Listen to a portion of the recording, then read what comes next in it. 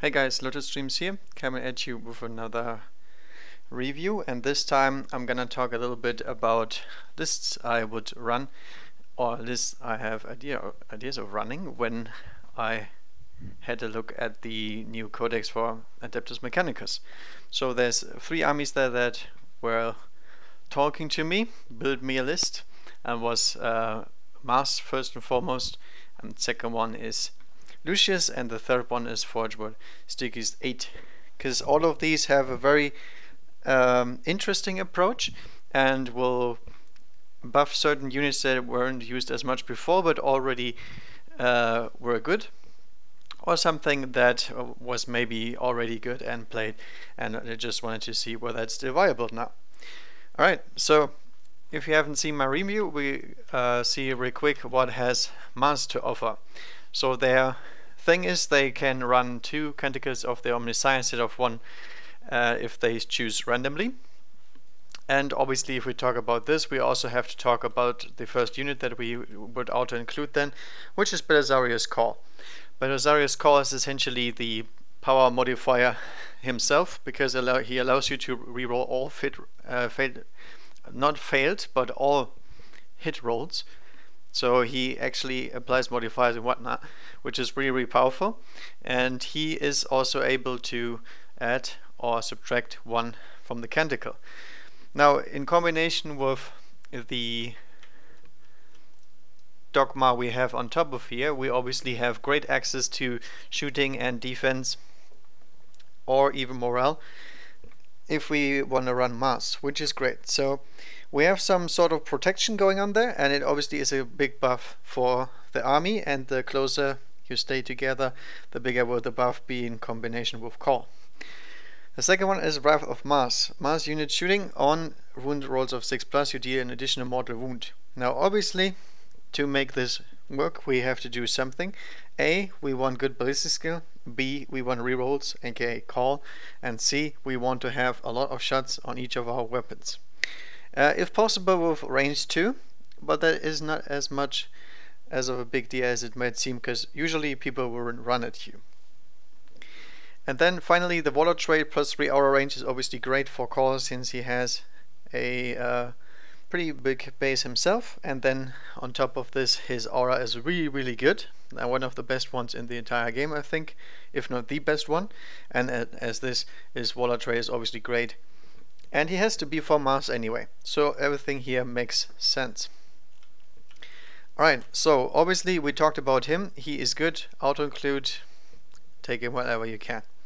Second will be what troops will we choose. In my opinion, we would choose Cataphron destroyers here, for the very simple reason the heavy graph cannon has 5 shots and 5 shots flat, not heavy d6 or something like this where you get screwed by randomness or whatever. It has 5 shots flat. In addition to this, the closer the enemy comes, the more shots they get, because they also have the Phosphor Blaster, which is a rapid fire weapon, which again increases the amount of shots the servitor can put out. And obviously rerolling everything with Call and having additional armor or / cover saves and rerolling makes them really, really good. The Plasma Cavalry not so much, because it has less shots, but this would be one option for shooting. Second one would be Vanguard. Vanguard have Radium Carabines. Radium Carabines have one issue: they have low strength, and as such they can't really deal very well with anything pretty much that is not light infantry, and especially not vehicles, obviously, because they have high armor saves, high toughness, and they have low strength and no AP whatsoever.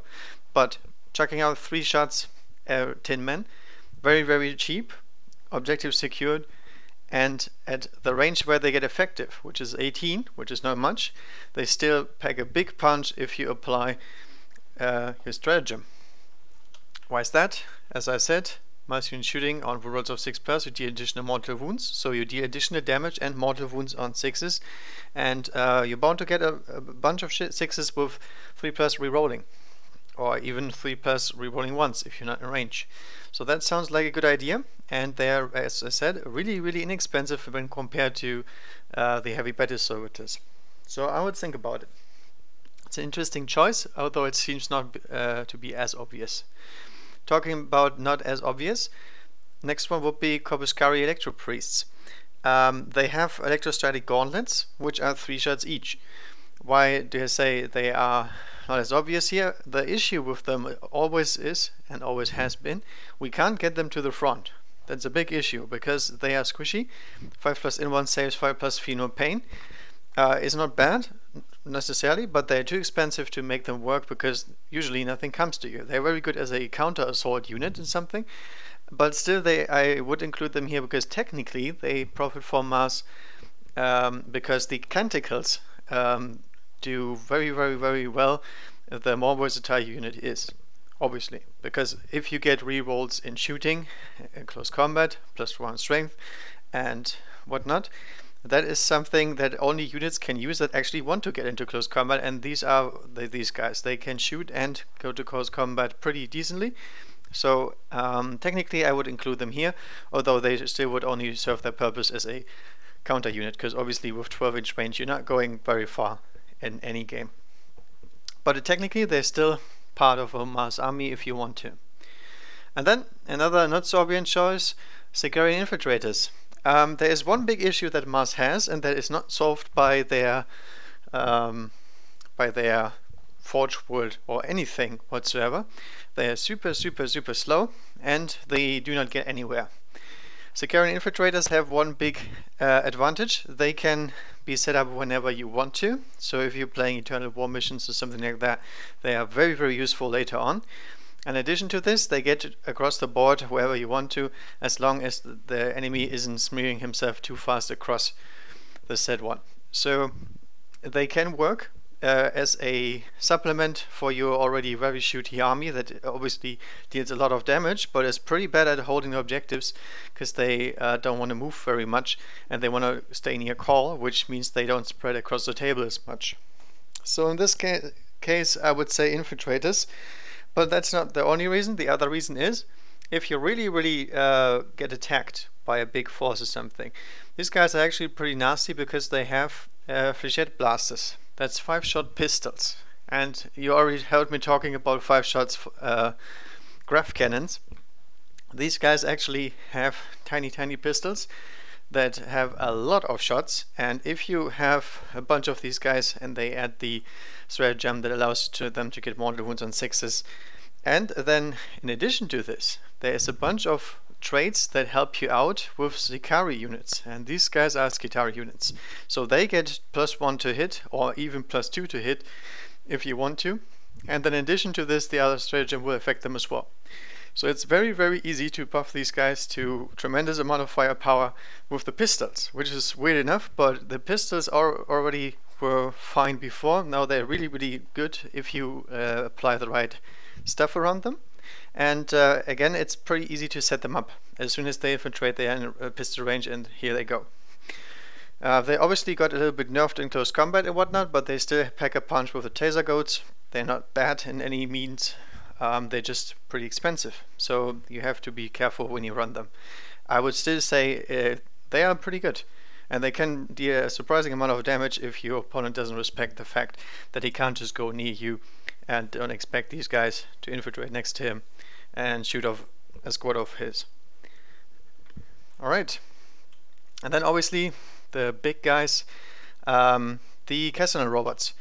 Cassandra robots are very good in the sense that they get a tremendous amount of shots off, because they can run 3 heavy phosphor blasters, which is 3 shots each, so 9 in total. They're moving 8, so for some reason these guys are also pretty fast, which is a good thing, and being pretty fast allows them to get up across the board, and a heavy phosphor blaster has 36 range, so the threat range of these guys is actually pretty huge, and they're very survivable for what kind of damage they can deal. And then last but not least, the final nay in the coven, why would you use this unit over a heavy battle servitor, for example. They can shoot twice. If you change your protocols from Aegis protocol to a different one, you lose a little bit of survivability, but it's still good as it is. But you get to do your shooting twice, which means every single Castellan is chucking out 18 shots per round. And you already heard me talking why that's good. It's mortal wounds everywhere. mortal wounds on top of pretty decent penetration and whatnot on themselves. So the one thing that AdMech does not deal very well with is huge balls of death or something that is very survivable, because they don't have quite the powerful close combat, because they can't get there, and they also don't have enough punch to bring it down in one round. It might deal a lot of damage to them because they are less tanky than other armies, maybe except Tau. Tau would be the exception, but still Tau would win probably in a shoot-off. So this is great stuff if you want to deal with the big guys or with heavy infantry coming at you. Good. These guys are decent in close combat. Obviously we dropped the fists, so makes them a little bit worse, but they're still very, very annoying to deal with. And you can use these guys even better in your army, because their only big issue is actually the ballistic skill / weapon skill, which is 4. That's not very much, but considering you can reroll, you actually still deal by far the most damage output, I feel. And then on the very, very far last unit, the Onaga Dune Crawler with the Icarus Array, and maybe a Cockness Heavy Stubber, I don't know. The Onaga Dune Crawler is really, really nasty when you have a look at its weapons, if it goes anti-air. Obviously it deals well with anti-air anyway, but the point is, an Onaga Dune Crawler has a big issue. He can't target stuff on the ground very well if he has the Icarus Array, which is at the same time your best damage option. So in this case I would argue rerolling stuff makes him more powerful in that sense that he hits more often most of the time. And again, it's not failed hit rolls, it's actually all hit rolls, which is pretty good. So the chance of him hitting something is actually pretty okay. And then again, he's one of the best anti-airs that he can possibly get in that slot, I'd say. Alright, and that's him for the Mars army. As you can see, there's a big hole in fast attack, because I don't think it's worth bringing fast attack in this kind of scenario. But this will make sure that your canticles and whatnot goes on very powerful units, and the call aura will be very, very good when compared to other leader buffs, except Gulliman. Maybe Gulliman is the only one that could match him, and obviously the stratagem is really, really good, and you can use it multiple times per battle. Alright, that is Mars. Actually a pretty simple concept, but still you would still need it at times. Alright, the next one will be probably, let's say, Lucius. Lucius is a very, very different Forge World, because they have one big stratagem. First of all, they ignore all AP1 and use AP0 instead for enemy shooting and whatnot, but I don't think that is something that you can use very well if you say, what unit do I choose to make use of this? I think all units use this pretty much equally. I mean, some obviously will use it more, but I think it doesn't make such an impact. What makes an impact is obviously the Legio Teleportarium. So for 1 point you get Deep Strike for any unit, and that happens before the first turn, which means that you can use the stratagem over and over again. Which means we have access to having a mobile AdMech army, which is something that is entirely new and needs to be experimented with, in my opinion at least. They also have a relic that is actually usable, which is the Solar Flare. You have once per game teleport up to 30 inches, and you have to stay away more than 9 from enemies, which is, who cares? But the idea itself is pretty nice, because obviously we're getting within range of 9 pretty easily, which means a normal Tech Priest Dominus with his Eradication Array, Vocal Pleister, all of these weapons are not that long range, and we get him to the front very easily with his artifact.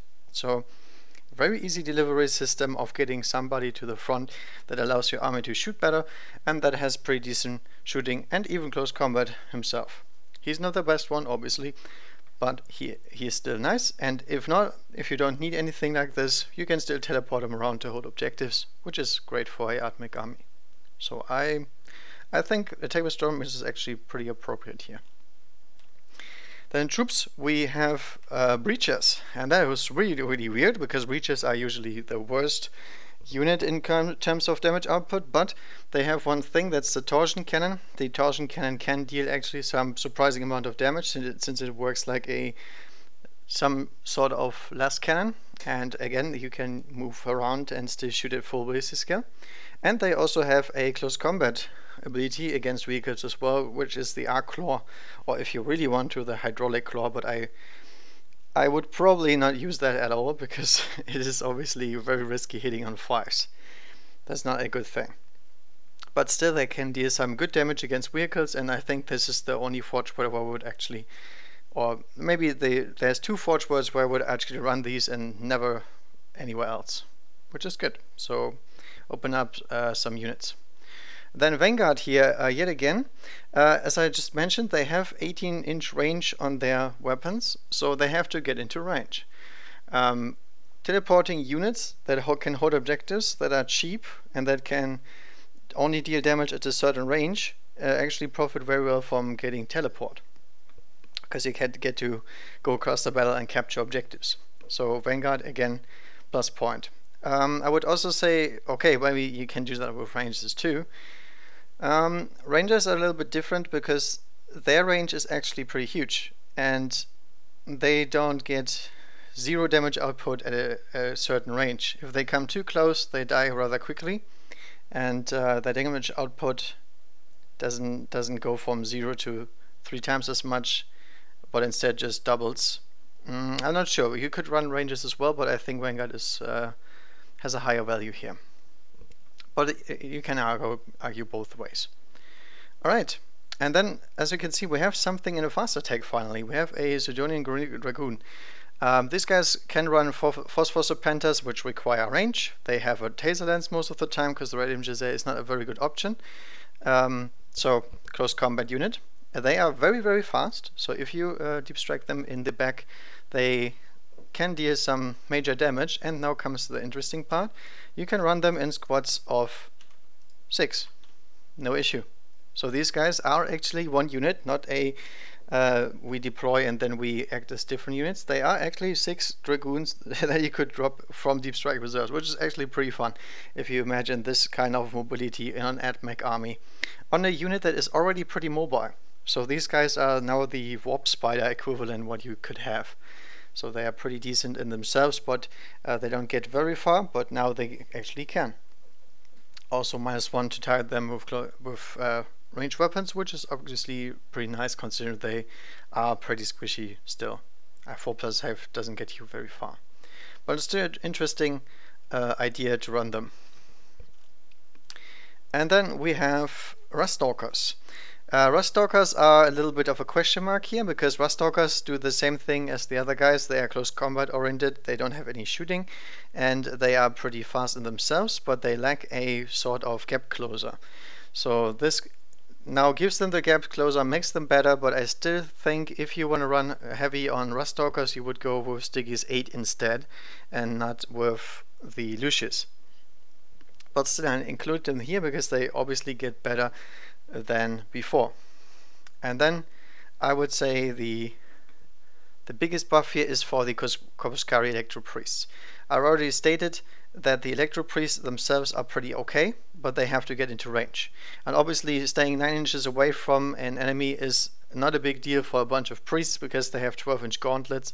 They have ridiculous amount of damage output for what they cost. Think of them like very mobile immortals all of a sudden. Now they're not as survivable as immortals, but they deal more damage than immortals, and they are very easy to buff with what you can do. The idea here is to make them better, but probably the idea is better to, they are already okay at what they do, but they lack the mobility, and that is fixed now. The Electro Priests go with the Fulgurites as well, and the Fulgurite has the same idea, but it doesn't have any shooting, and it starts 9 inches away from the enemy, which is pretty far still. I mean, you could use a reroll, whatnot, but still, it's only 1 reroll per assault phase. Same idea as with the Russ Stalkers, but a little bit slower, and obviously better suited for Stygies VIII, but still can mention them here because if they make the charge, They go up to a 3+ in 1 save, and at that point these guys are a very, very nasty unit. Yeah, they're not very easy to get rid of, and they are really very powerful once they get that one single kill.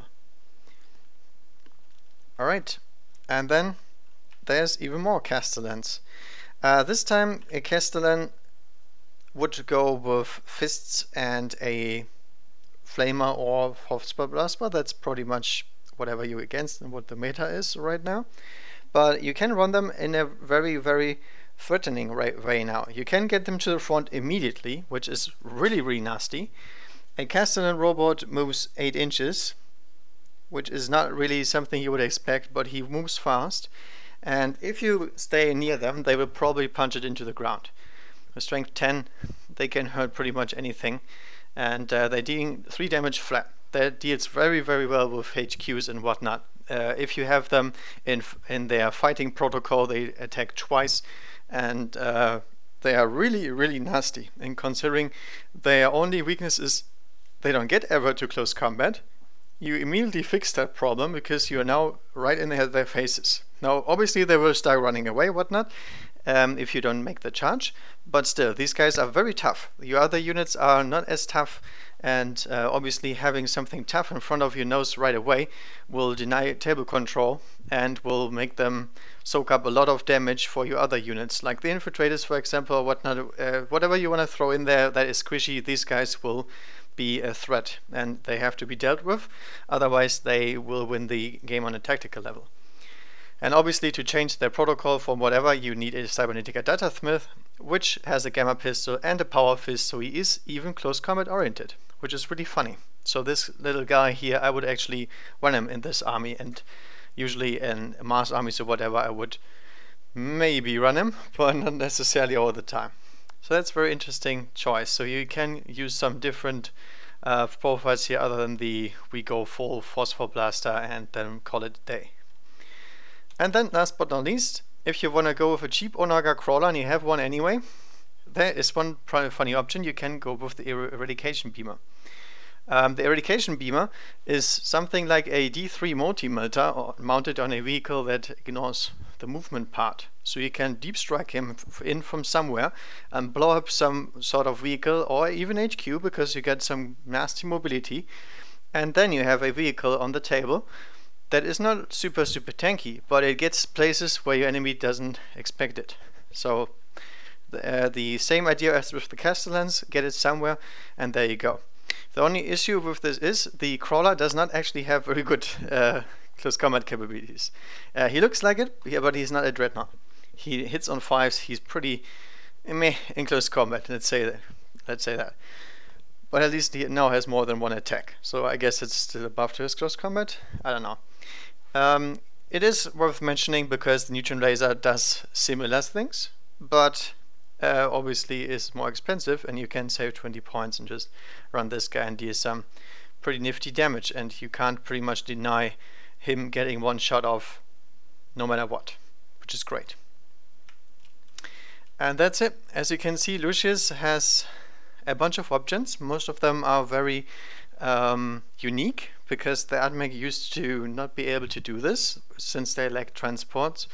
The Electro Priest pretty much could never get anywhere unless you ally in some Granite Psyker and then go across the table, which is not possible anymore. So in 8th edition this is actually the only thing you can do, which is this Forgeworld, which is why I find it interesting and which is why it's in this presentation. And then one last word about Lucius is always remember that deep striking does one very good thing and one very bad thing. And it requires a bunch of your units to be on the board, which is the bad thing. Good thing is, and good news is, we can ally in some sort of cheap army, let's say Astra Militarum, and grab some bodies and pull them over the board. If you don't want to do that, you can add some servitors, or you can add some Skitari of some sorts. Vanguard are very, very inexpensive in that sense. You can smear them across the table, there you go. I've got enough slots for deep striking. The other thing is, the unit that you deep strike in cannot be shot at while it's in deep strike reserve. Now that sounds very obvious, but that's one of the best things you can have for your army. If you, for example, build a 6-man unit of Castellans and you don't get first turn and the enemy goes into your face and damages one of the robots and casts a bunch of debuffs on them, they will lose their effectiveness very, very quickly. So you have one turn more where they're not wearing down and where they're at max strength and absolute full firepower. That's something that's very, very important to note. It's not all about the mobility, it's also about protection. Since you can't put your stuff in reserves anymore voluntarily, you now have access with AdMech to that possibility yet again, and it's even combined with mobility, which is just the icing of the cake, pretty much. Alright, that is Lucius. And last but not least, we got Stygies. I already talked about it a bunch when I was mentioning close combat. And obviously I'm the guy that wants to make AdMech great again in close combat. So we'll see what this fuss is about. So first of all, their doctrine or dogma is -1 to hit rolls if further away than 12 inches when targeted. One great thing about this is, if you have a close combat army and the enemy has not a close combat army that can deal with them or a ranged army, he wants to stay further away than 12 inches from you, obviously, because you're going to charge him next turn and he's going to die. So the more you can force your opponent to stay more than 12 inches away from you, the more tanky you get.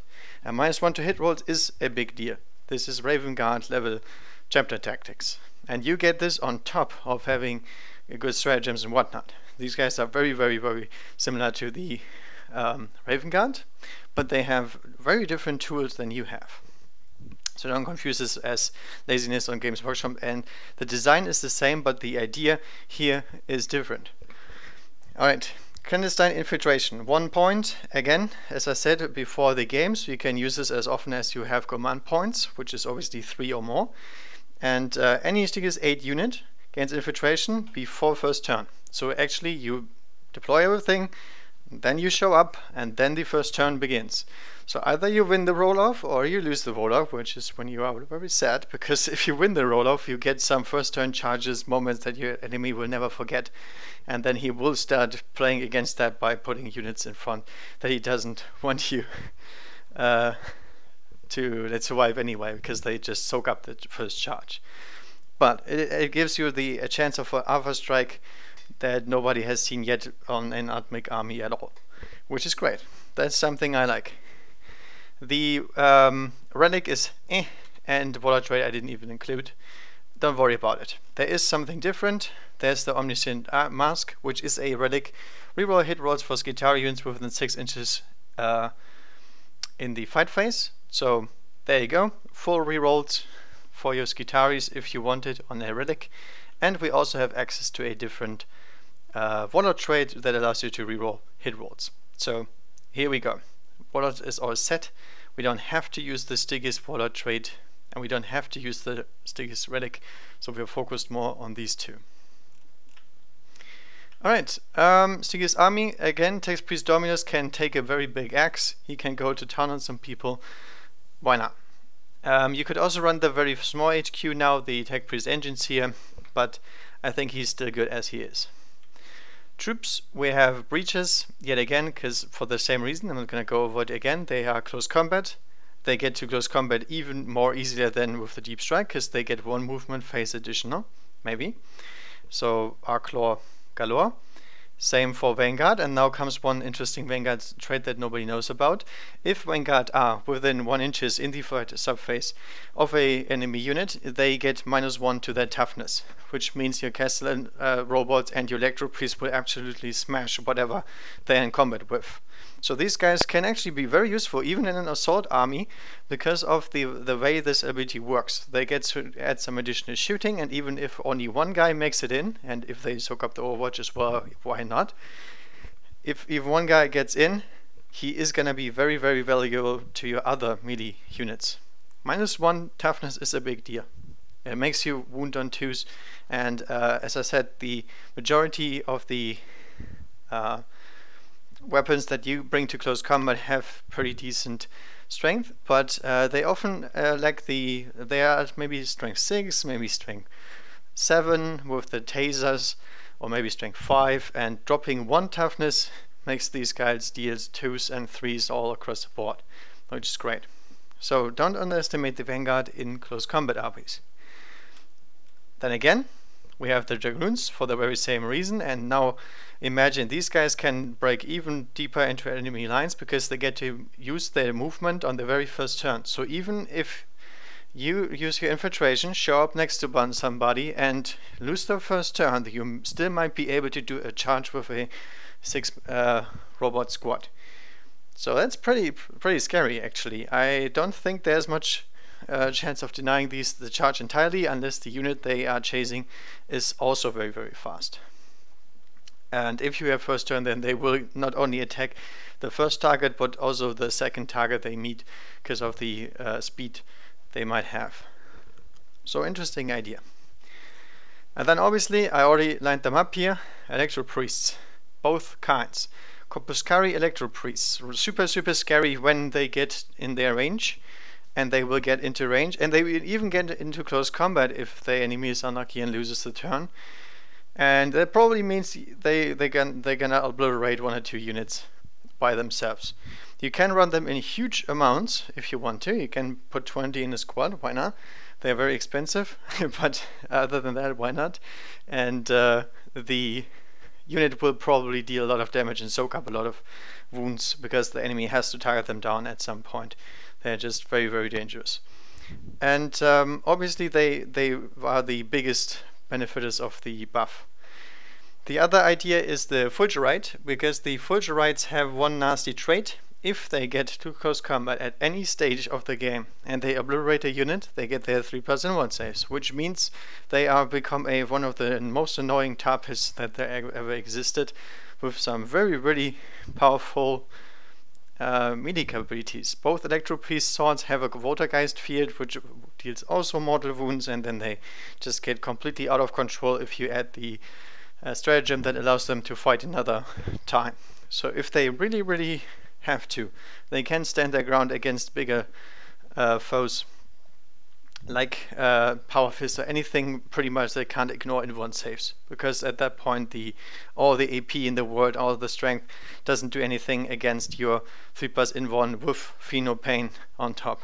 That is really good stuff.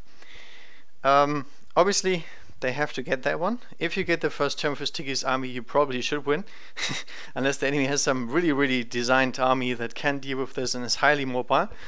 But it gives you a lot of table control right away, and there's not much that you can do against this other than stay away and hope he doesn't ever reach close combat with you.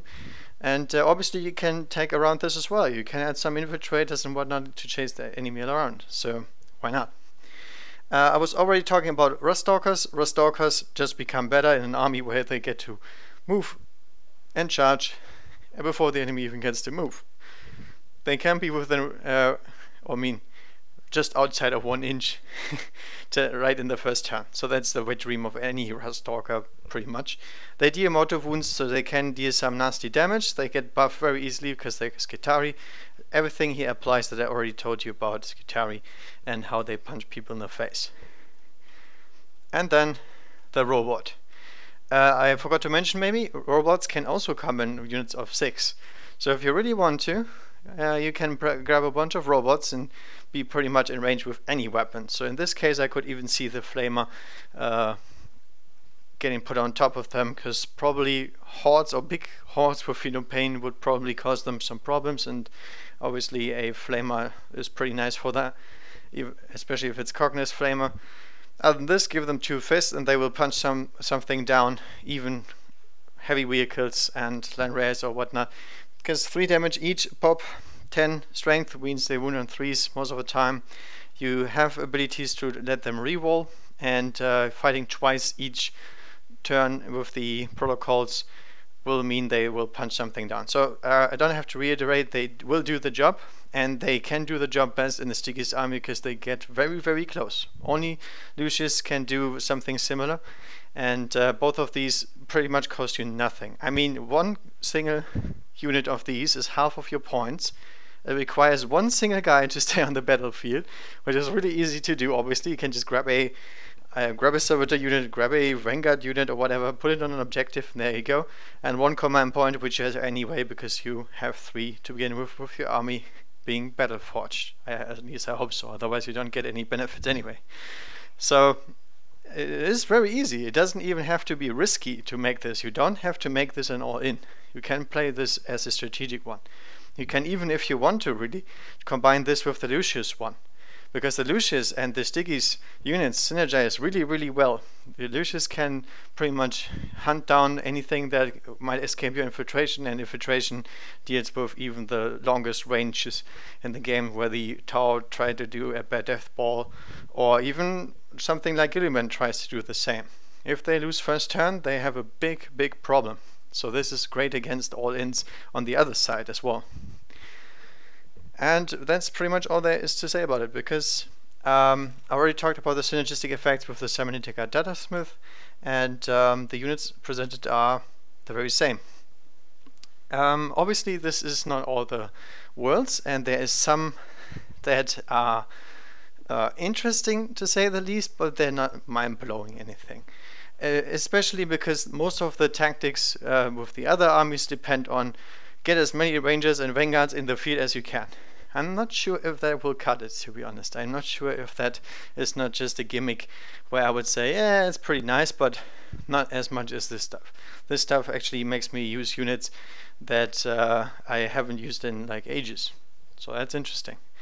And I try to cheese these in. I know what they can do. They are not bad in themselves, but technically they are. No transports, no meaningful way to get to the enemy. The enemy knows about them as well. They probably not charge them voluntarily. And even then there is stuff that beats Admech in close combat, which is the only problem running Lucius or Stygies lists. Not so much with the Lucius list, more with the Stygies list, but still. Same idea. Alright, and that's it. I hope you got a good overview on what I would run and ideas, because I often find myself looking at Virtual reports and just having a look at the lists and trying to figure out what is the idea they have. And since I do this myself, I might as well just put the ideas I have up front in a video before I even get to play them, and then we can still see if I'll play them or record them, try it out actually, and see if it works or if it just was a bunch of bollocks. Usually that's not the case. Usually something works out and some things don't, and it's interesting and fun to play, which is what I expect when I get new codexes coming out. Alright, so thank you guys for watching. Leave a comment down below if you think about it, if you have questions, if you have a different approach, and I'll answer them as I can. And the other thing, as always, have fun and happy wargaming.